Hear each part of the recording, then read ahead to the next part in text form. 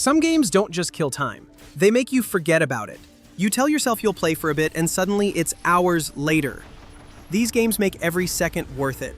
Here are the top 20 games that steal hours of your life. Metro Exodus is one of those games that quietly takes over your night. You start as Artyom, leaving the underground tunnels for the first time, hoping to find life beyond the ruins. It's a small step at first. Then suddenly, you're deep into a cross-country journey through a broken, frozen world. The game mixes open-world exploration with that tense survival feeling. You're constantly scavenging for filters, ammo, and scraps to keep your guns working. Every night spent in some cabin feels like a gamble. And that's what makes it so gripping. Nothing ever feels safe. Each region feels different, too. One moment you're sneaking through a swamp with a gas mask fogging up, and the next you're baking under the desert sun fighting bandits. Metro Exodus doesn't rush you. It lets you sink into its world until you realize hours have gone by and the sun's coming up. I created the Order to save people. All people, Artyom. It's your turn now. Lead them. Artyom, you were right. People really do live out there. We thought we were the only survivors.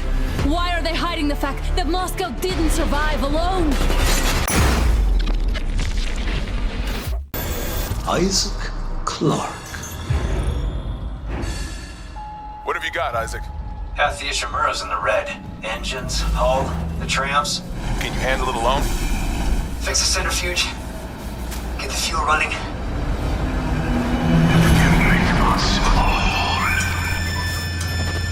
This is Senior Medical Officer Nicole Brennan. Medical is overwhelmed. We need help.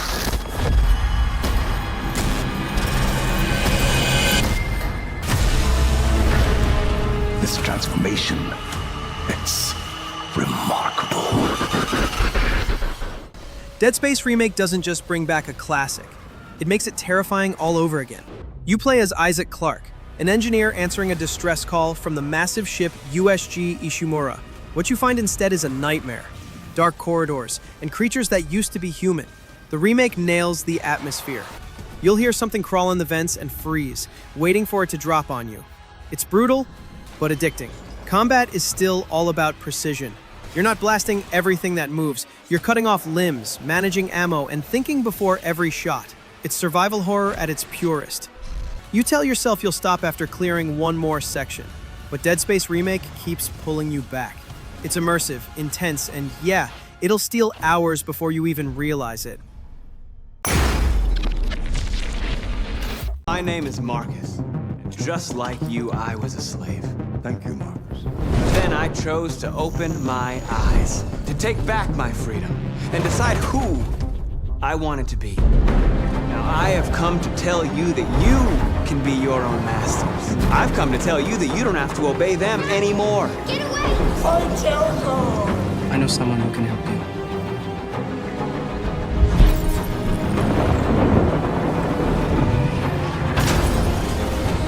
Pull the trigger. How do I know you are not a deviant? They are not machines! I could take you there. Go! See that? Detroit Become Human grabs your attention fast. Not with action, but with choices that actually feel heavy.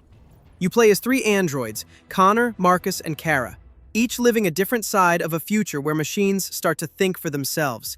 And yeah, every decision you make can change everything. What makes it addictive isn't the gameplay, it's the what-if feeling.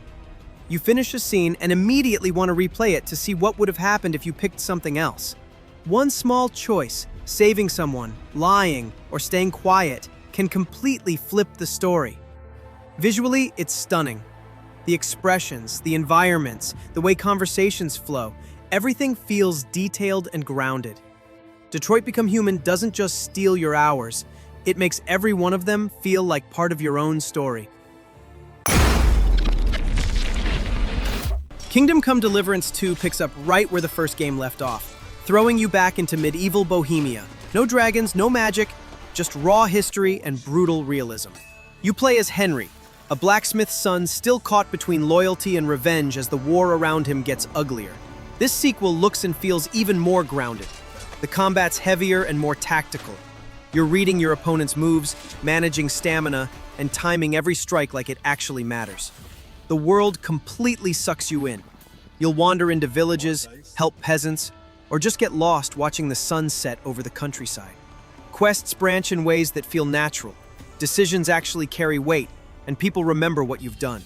If you've got the patience for deep systems and an RPG that moves at its own pace, Kingdom Come Deliverance 2 might just eat your weekend.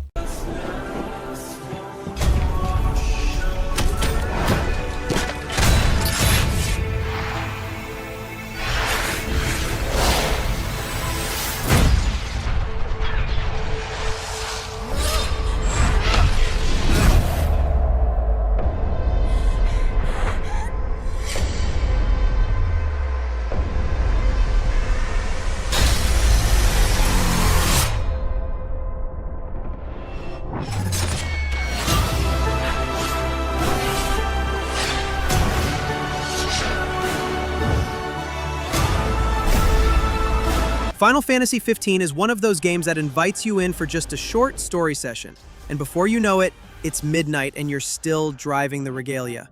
You start off as Prince Noctis on a road trip with his 3 closest friends, heading toward a peace treaty, but yeah, things immediately go sideways. The combat feels slick and fast, more action-focused than older entries. You can warp around the battlefield, chain attacks, summon gods, and still find time to snap photos or cook meals at camp. It's that mix of chaos and calm that makes the game special. What makes it special is the bond between the characters. They joke, argue, and share quiet moments between fights, and it all feels surprisingly human. Final Fantasy XV doesn't just steal your time, it makes you enjoy every second it takes. Days Gone is the kind of game that slowly pulls you in until you realize it's 3 a.m. You play as Deacon St. John, a drifter trying to survive in the ruins of Oregon after a viral outbreak turned most of the population into freakers. Fast, violent, and always hungry. It's not just about shooting or scavenging, it's the survival that keeps you hooked. You're constantly managing fuel, weapons, and repairs while exploring the open world on your motorcycle. That bike isn't just transportation, it's your lifeline.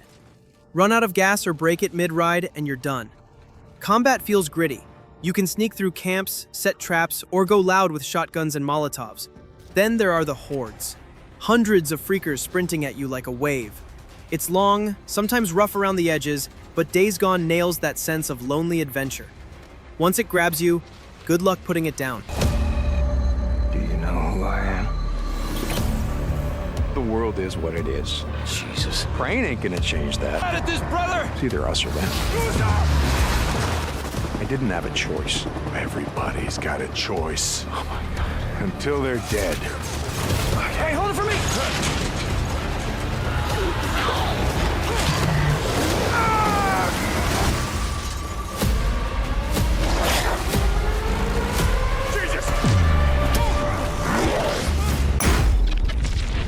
Hogwarts Legacy starts with every wizard fan's dream, getting your very own acceptance letter to Hogwarts.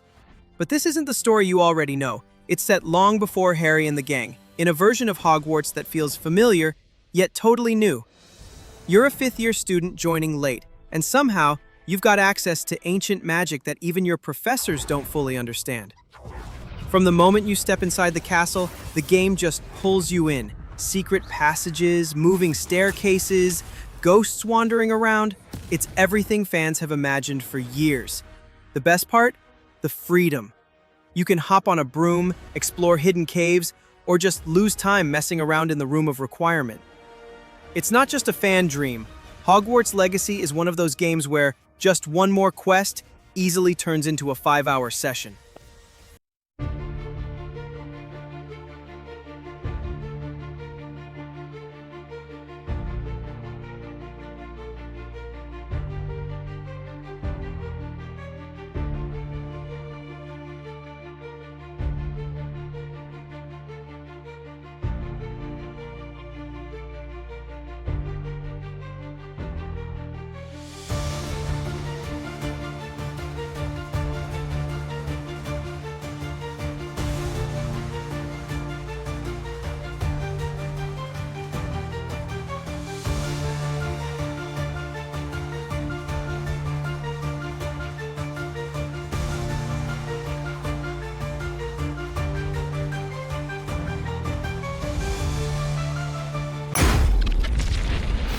Stop wasting my time, Ada.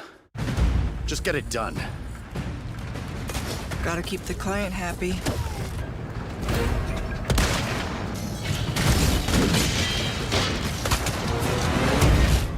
You two are infected. You must already feel the effects, eh? I need to put that thing down. There are things I must set right. Why is this so important to you? Oh, Ada. What to do with you? Luis, the goodbye's gonna have to wait.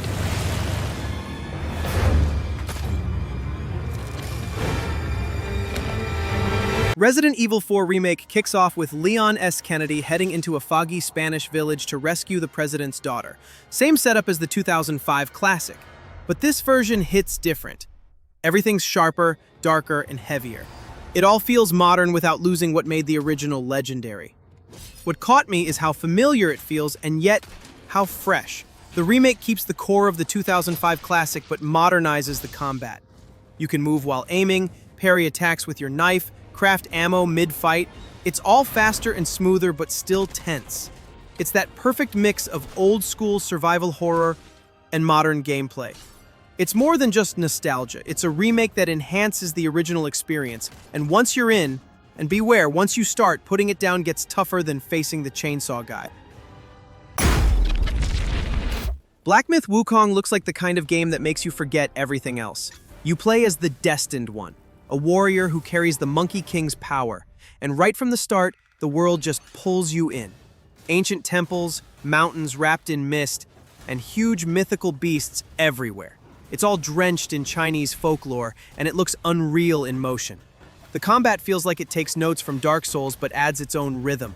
Every hit feels weighty, every dodge precise, and switching forms mid-fight keeps battles unpredictable. One second you're swinging your staff like a storm, the next you're transforming into a beast to crush your enemies. It's the kind of game that doesn't rush you.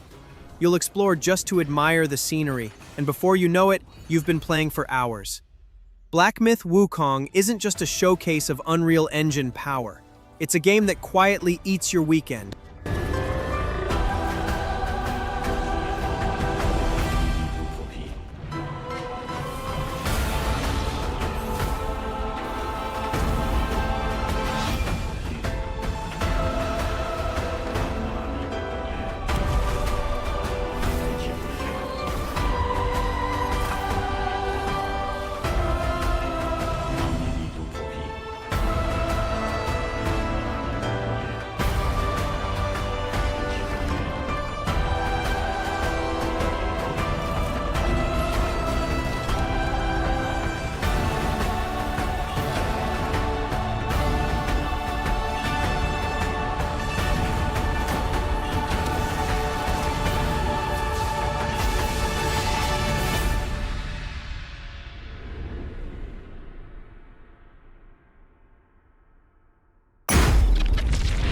The Legend of Zelda Tears of the Kingdom is one of those games where just 5 minutes turns into an entire night.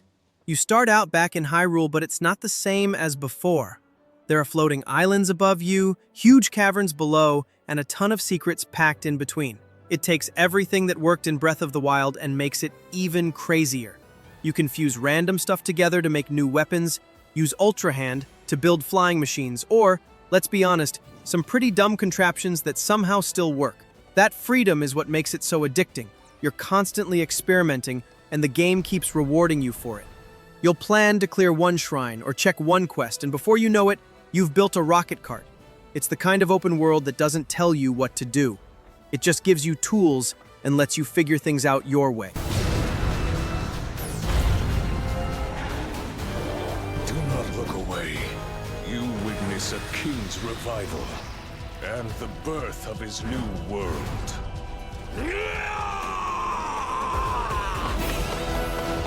Okay, let's go!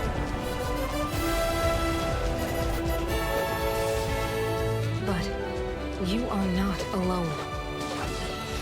Link. You are our final hope.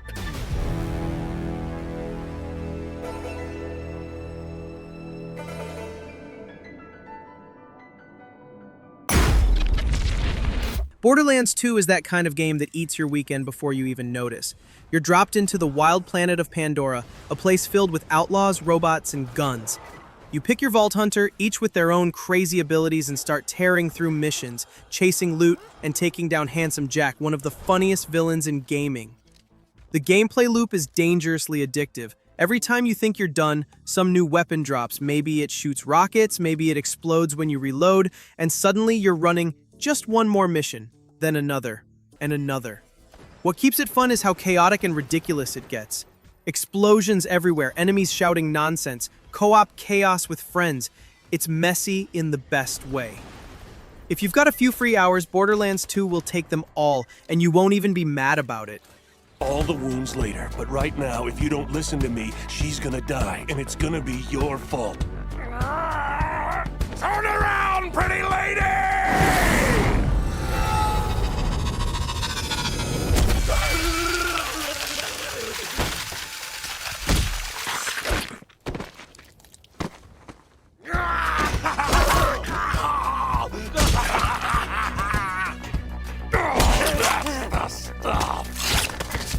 I'm gonna put my pain into your soul!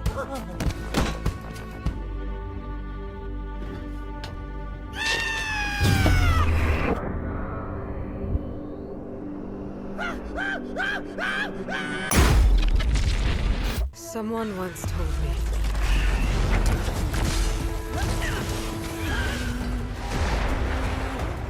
that the strength to stand alone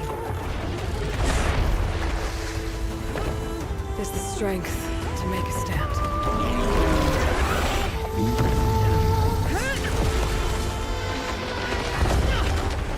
To serve a purpose greater than myself. And for the good of all. I carry those words with me on the hunt, no matter where it takes me. And now, I'll carry them with me into the Forbidden West. Rated T for teen. Horizon Forbidden West is one of those games that makes you forget real life for a while. You're back as Aloy, exploring a massive open world filled with wild machines and cities reclaimed by nature. The gameplay feels bigger and smoother than before. You climb cliffs, dive underwater, glide across valleys, and fight machines that move like living animals. Every encounter feels like a mini-boss battle, and figuring out each creature's weak points becomes its own obsession. It's not just about fighting, though. The side quests, the world building, the tribes, everything feels connected. You'll start exploring to grab a few materials and end up chasing storylines that pull you in for hours. It's one of those games that's easy to lose track of time with. Horizon Forbidden West isn't just stunning to look at. It's the kind of adventure that quietly steals your entire weekend without you realizing it. Persona 5 Royal has that rare mix of style and substance that keeps you hooked way longer than you expect. You play as a high school student in Tokyo who gets caught up in a supernatural world, discovering the power to change corrupted hearts as the leader of the Phantom Thieves. By day, you're doing normal stuff, going to class, hanging out with friends, studying for exams. But at night, you're sneaking into these surreal palaces built from people's twisted desires. It's part life sim, part turn-based RPG, and somehow both sides are equally addictive. The combat's flashy and fast once you get the hang of exploiting enemy weaknesses and combining personas. Outside battles, the real hook is building relationships.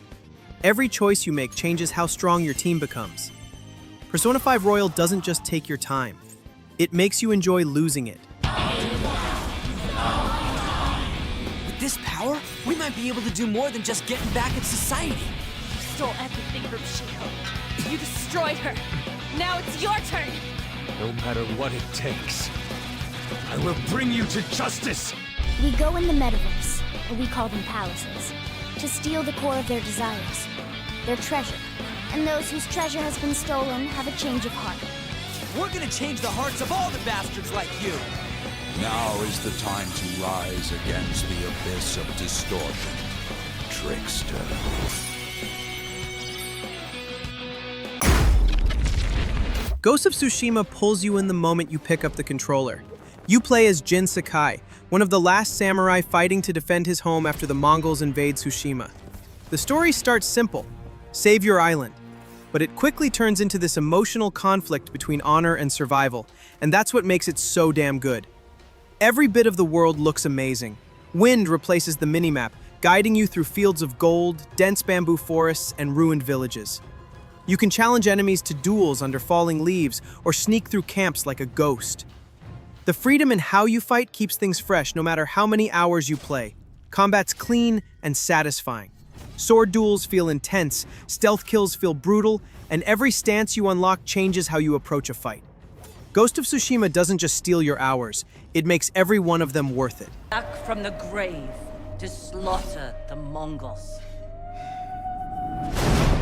If you continue down this path, you will be no better than the Mongols. I trained you to fight with honor. Honor died on the beach. The Khan deserves to suffer.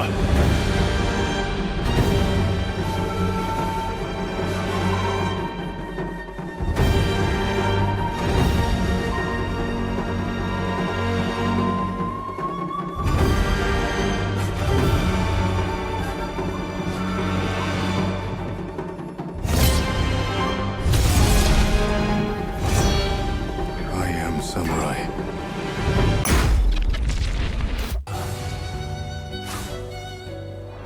You're not the puppet I was expecting. Who are you? She was looking for someone. Legendary. She stepped up only because no one else could. Too many stalkers were lost to that evil.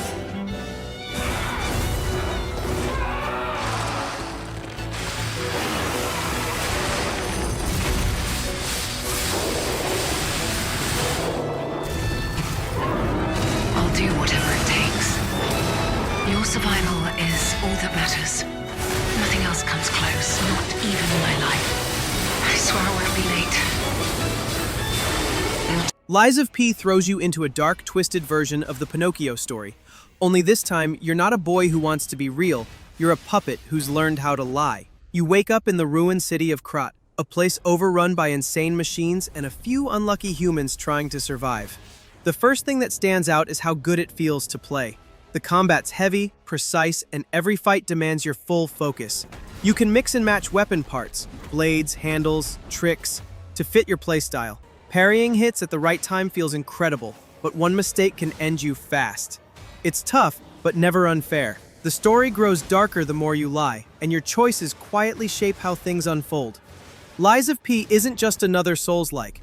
It's a journey that keeps you chasing the truth long after you should have gone to sleep. The Elder Scrolls V Skyrim is one of those games that completely takes over your free time. The second you step out of that first cave and see the mountains stretching out in front of you, it's game over. You're hooked. You can do pretty much anything. Hunt dragons, join the Thieves Guild, master magic, build a house, or just wander through snowy peaks because it looks cool.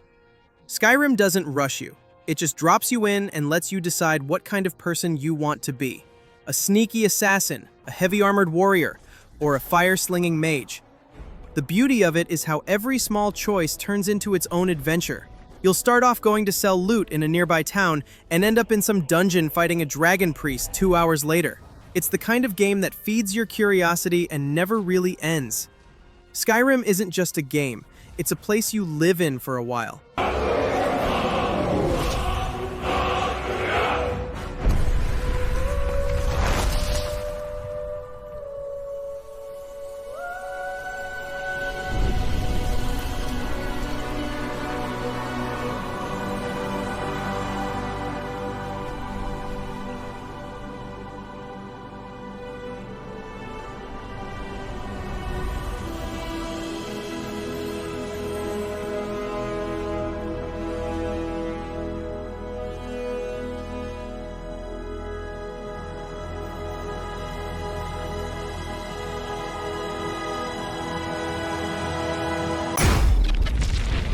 Grand Theft Auto V is one of those games that never really ends. You just keep finding reasons to jump back in. You switch between 3 characters, Michael, Franklin, and Trevor. Together, they pull off some of the most ridiculous and cinematic heists in gaming. What makes it so addictive isn't just the story, it's the world. Los Santos feels alive. You can race cars through traffic, fly planes over the city, rob stores, or just drive around doing absolutely nothing and still have fun. The game constantly rewards curiosity, and there's always something unexpected waiting around the corner. Then there's GTA Online, which basically never ends. One day you're doing a quick mission, the next you're running a nightclub, buying a submarine, or fighting off griefers with jetpacks. GTA 5 doesn't just steal your hours, it convinces you they were well spent.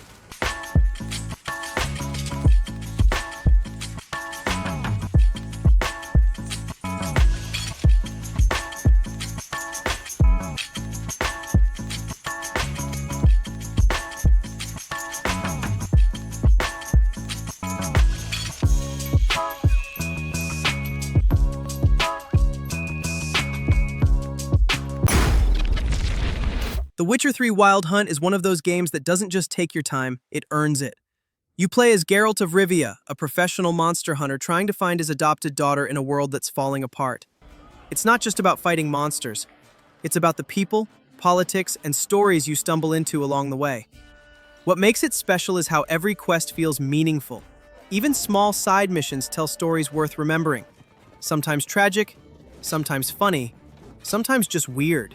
You might set out to kill a monster and end up solving a family feud or uncovering an ancient curse. The combat's solid too. You switch between swords, spells, and potions, but half the fun comes from prepping for each fight, studying what you're up against and planning the perfect hunt. Add that to the music, the dialogue, and the world design, and it's hard to pull away. Daughter Cirilla, she's in danger. You will find her and bring her to me. Gotta save Ciri, whatever the cost.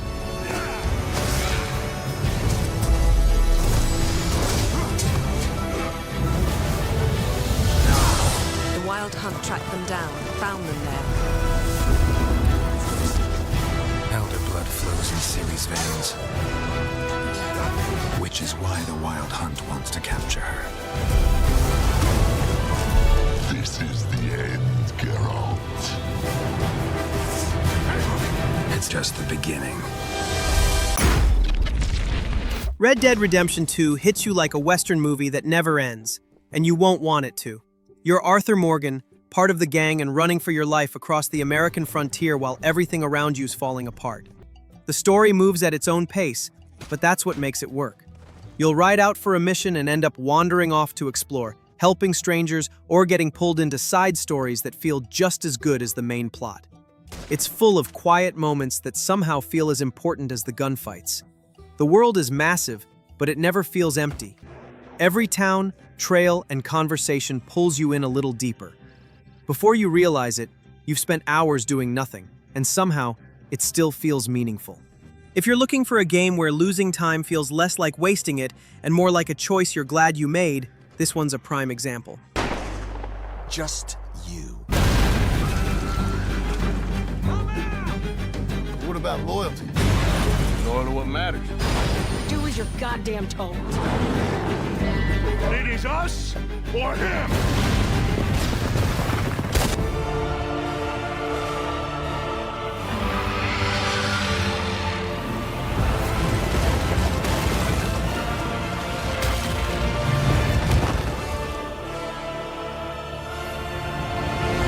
Shut. Count. I got this.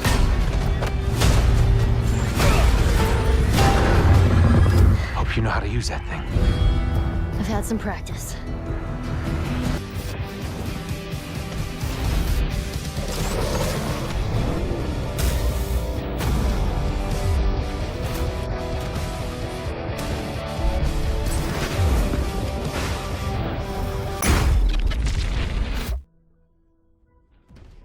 Baldur's Gate 3 is one of those games that completely takes over your schedule once you start. You wake up infected with a strange parasite, and from there, everything spirals into a massive, branching story full of danger, weird characters, and impossible choices. It plays like a tabletop RPG brought to life. Every fight, every conversation, every roll of the dice can change what happens next. You can sneak, persuade, blow stuff up with magic, or accidentally set half the map on fire. And somehow, it all works. The best part is how reactive everything is. Characters remember what you say, party members argue, and even small choices can lead to big consequences later. You'll think you're just hopping in for a quick session, and suddenly it's 5 hours later, and you're still in the same dungeon debating whether to trust a talking brain. It's deep, funny, and unpredictable in the best ways. Baldur's Gate 3 doesn't just steal your time. It makes every minute feel like part of a story you helped create. The very fabric of the universe itself. How would you feel about helping me kill some evil bastards?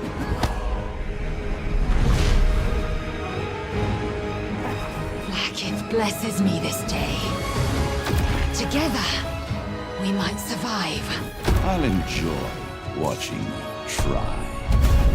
In mere moments, all that you have dreaded will come to pass. When the screaming stops and your mind is gone, the rest, perhaps, is